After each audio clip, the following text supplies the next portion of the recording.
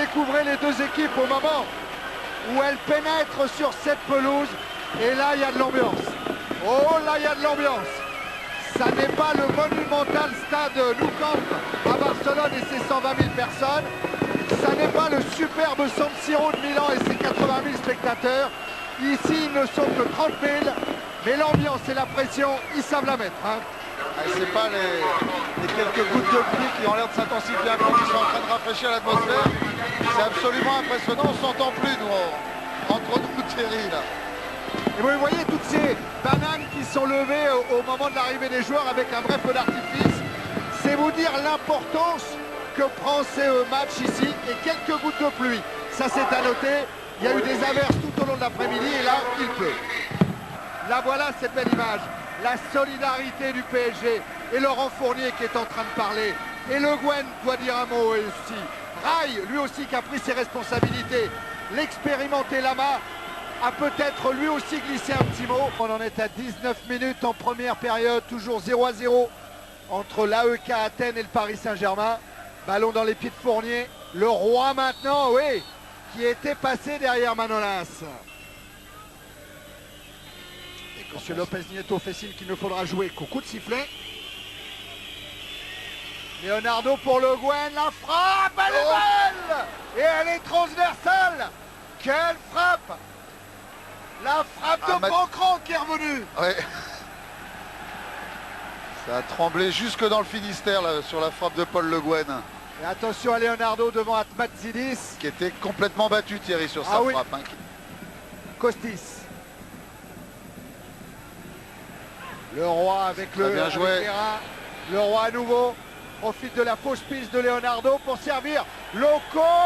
But. Et but de Patrice Loco. Après 21 minutes en première période, le Paris Saint-Germain mène à Athènes 1-0. Ah tiens, on va revoir le but, oui Claude.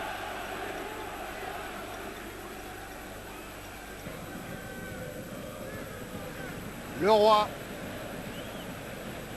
avec Rai. Et Rai avec un contre favorable. Il parvient à se jeter pour servir Le Roi.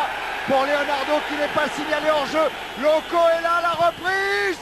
En deux temps et le deuxième but. C'est par Patrice Loco juste avant la fin de la première période. Doublé de Loco et belle action. Regardez Vincent Fernandez qui vient féliciter le buteur. Tout le banc parisien s'est levé avec Ricardo. Les joueurs de l'AEK avaient demandé un hors-jeu. On regardait longtemps l'arbitre assistant. Super ballon bien dosé. La prise de risque de Patrice Loco. Une super parade d'Amatsidis. Et derrière, un plat du pied. Par les Grecs et par les dirigeants de l'AEK Athènes pour souhaiter la bienvenue aux joueurs du PSG. Alors Saveski qui va décaler Ketsbaya. La frappe de Ketsbaya en deux temps. Oh, là-bas qui renvoie. Et une deuxième fois la frappe de Costis. Renvoyée par Bernard Lama. Ah ouais, Ravoussis, il a le sourire crispé. Leonardo pour Loco, il n'est pas signalé hors jeu. Il a passé Kassapi. Et c'est le troisième. Et c'est le coup du chapeau pour Patrice Loco. 3-0 pour le Paris Saint-Germain. Là, il y a qualification. Là, il y a qualification. Et voilà, c'est fini. Monsieur Lopez Nieto siffle la fin de cette rencontre. Victoire du Paris Saint-Germain 3-0. Qualification du PSG pour une demi-finale de Coupe d'Europe. C'est la 5e fois consécutivement. Le Paris Saint-Germain rejoint dans l'histoire des Coupes d'Europe le Real Madrid de Di Stefano, l'Ajax d'Amsterdam de Johan Cruyff et le Real Madrid